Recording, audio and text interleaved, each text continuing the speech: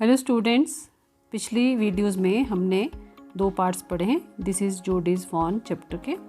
आज हम शुरू करेंगे 3rd पार्ट। इसमें हम देखेंगे कि कैसे जोडी उस फॉन को अपने पीछे पीछे लाता है।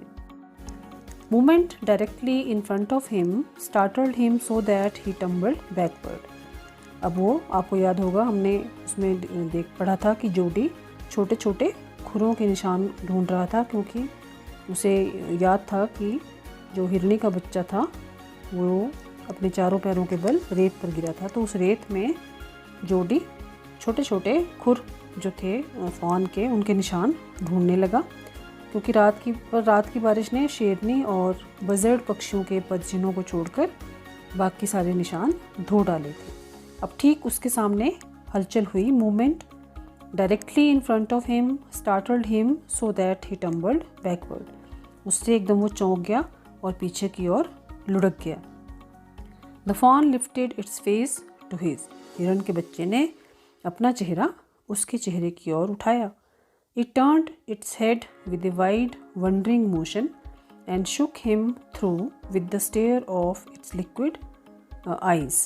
हिरन के बच्चे ने जब उसकी ओर देखा तो उसने एक अत्यंत आश्चर्यजनक गति के साथ अपना सिर घुमाया और अपनी आँखों की टकटकी से, आँखें जिसमें जो लिक्विड हैं, मतलब उसमें चमक है, थोड़ा तरल सा है, गिली गिली सी आँखें हैं, और एक टकटकी से उसने जैसे जोडी को देखा तो उससे मानो जोडी जैसे हिल गया हो अंदर तक। It was quivering.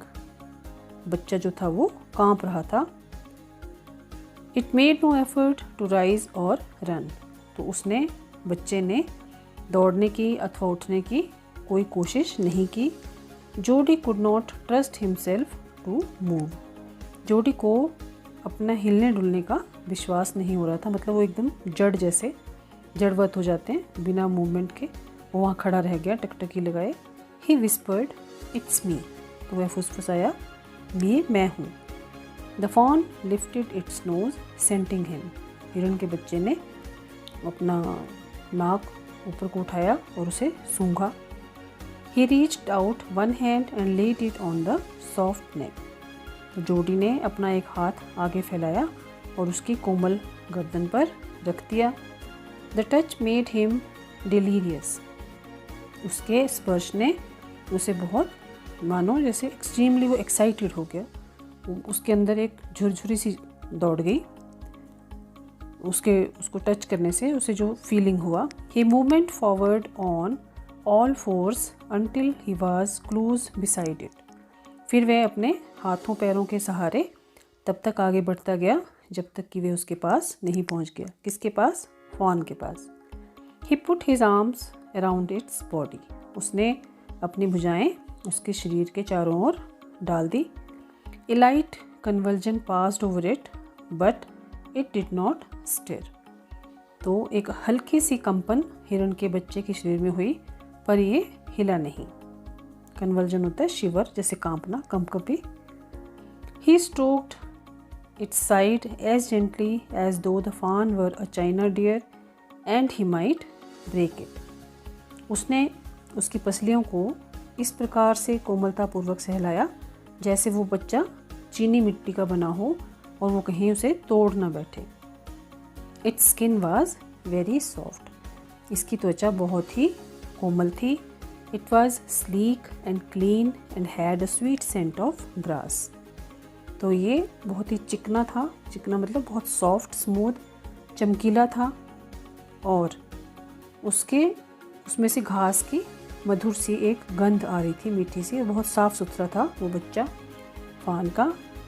He rose slowly and lifted the fawn from the ground.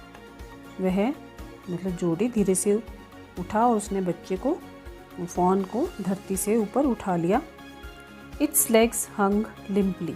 उसकी टांगें लचकीले ढंग से लटक रही थी, क्योंकि जोडी से वो पूरी तरह से उठाया नहीं जा रहा था। ठीक है। They were surprisingly long and he had to hoist the fawn as high as possible under his arms. उसकी जो टांगें थी वो कुछ ज़्यादा ही लंबी थी। सरप्राइजिंगली मतलब आश्चर्यजनक ढंग से लंबी थी। उसे हैरानी हो रही थी, क्योंकि वो इतना छोटा सा बच्चा था और उसकी टांगें बहुत लंबी थी उसके हिसाब से, तो उसने उस शावक को मतलब फान को अपनी भुजाओं के नीचे जितना संभव हो सका उतना उसे उठा लिया।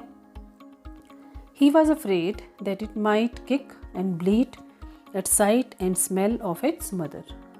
जोडी को भय था कि कहीं वह फान अपनी माँ को मतलब मरी हुई माँ को देखकर या उसकी गंध से, उसकी खुशबू से वो उसे दुलत्ती मार सकता था, या ब्लीड होता है आवाज़ निकालना, मिमियाना, तो वो मिमिया सकता था। He skirted the clearing and pushed his way into the thicket. उसने साफ की हुई भूमि के किनारे किनारे चला और जंगल में से अपना रास्ता बना दिया। It was difficult to fight through with his burden. तो उसे उठाकर जंगल में से निकलना थोड़ा सा कठिन था। The fawn's legs caught in the bushes and he could not lift his own with freedom. तो उस फान की, हिरण के बच्चे की टांगें झाड़ियों में उलझ रही थी और जोडी भी अपनी टांगों को आज़ादी से उठा नहीं पा रहा था, वो भी थोड़ा सा मतलब उसे चलने में प्रॉब्लम हो रही थी। He tried to shield its face from prickling vines. उसने कंटीली लताओं से उसके फान के मुंह को बचाने का भी पूरा वो प्रयास कर रहा था। Its head bobbled with its stride. तो उससे मतलब जैसे जोडी उससे लंबे लंबे डग भर कर चल रहा था, तो उससे उस फान का जो सिर था वो ऊपर नीचे झूल रहा था, आप इमेजिन कर सकते हो। His heart thumped with the marvel of its acceptance of him. तो उसे मतलब जोडी का जो दिल था वो बहुत ज़ोर ज़ोर से धड़क रहा था, क्योंकि वो हैरान था कि उसने शावक ने, उसे फान ने उसे स्वीकार कर लिया था। He reached the trail and walked as fast as he could until he came to the intersection with the road home. तो वह आम रास्ते पर मतलब जो नॉर्मल जो रास्ता था वहाँ पहुँच गया और जहाँ तक संभव हो सके तीव्र गति से चलने लगा, जब तक कि वो घर की सड़क के मोड़ तक पहुँच नहीं गया। मतलब तब तक वो उसे उठाकर चलता रहा जहाँ से उसके घर का रास्ता शुरू होता। He stopped to rest and set the fawn down on its dangling legs. तो वो आराम करने के लिए रुका और उसने फान को, हिरण के बच्चे को उसकी लटकती हुई टांगों पर नीचे टिका दिया, खड़ा कर दिया। It wavered on them, it looked at him and bleated. तो वो शावक अपनी टांगों पर आगे पीछे लड़खड़ाया सा, ठीक से खड़ा नहीं हो पाया।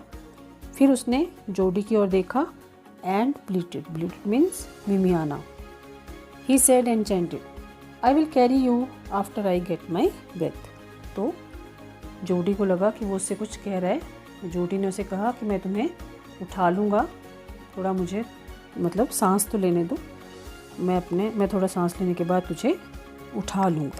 He remembered his father saying that a fawn would follow if it had first been carried. उसे अपने पिता की कही हुई बात याद आई, यदि एक हिरण को पहले थोड़ा उठाकर चला गया हो, मतलब पहले उठाया गया हो, तो बाद में वो आपके पीछे आता है। It would follow you.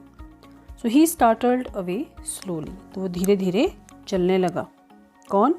जोडी। The fawn stared after him.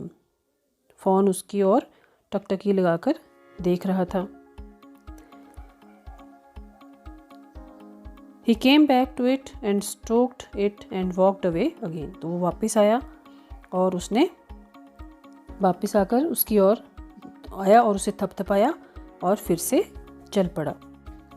Okay बच्चों, ये था आपका चैप्टर दिस इज़ जोडीज़ फॉन, और अब हमारा लास्ट पार्ट रह गया है जिसे हम अगली वीडियो में पूरा करने की कोशिश करेंगे। अब आज के लिए आप असाइनमेंट का एक क्वेश्चन नोट कीजिए। Imagine you wake up one morning and find a tiny animal on your doorstep. You want to keep it as a pet but your parents are not too happy about it. How would you persuade them to let you keep it. मतलब अपने parents को आप कैसे तैयार करोगे कि आपके पेट को वो घर पर रखें।